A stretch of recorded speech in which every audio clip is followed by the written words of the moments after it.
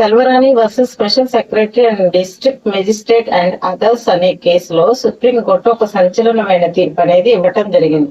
Reservations కోసం మత మార్పిడి చేసుకోవటం ఒక పెద్ద నేరం, అంటే రాజ్యాంగం విరుద్ధం. అది అల్టీరియల్ గా మోటివ్ తో చేస్తే అది తప్పు అని చెప్పేసి ఒక తీర్పు అనేది ఇచ్చింది. ఇది పాండిచ్చేరికి సంబంధించిన కేసు అన్నమాట. ఈ పాండిచ్చేరికి సంబంధించిన ఈ కేసులో తండ్రి వచ్చేసరికి హిందూ, తల్లి వచ్చేసరికి క్రిస్టియన్. వాళ్ళకు ఒక పాప, ఆమె పేరే సర్వరాణి.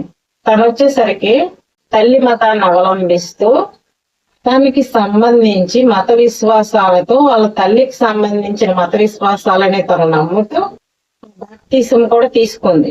ఆ అమ్మాయి సర్వరాణి ఒక గవర్నమెంట్ కి సంబంధించి ఒక రిజర్వేషన్, అంటే ఎల్డీసీ క్లర్క్ అనే పోస్ట్ కి సంబంధించి రిజర్వేషన్ కోసం కోర్టు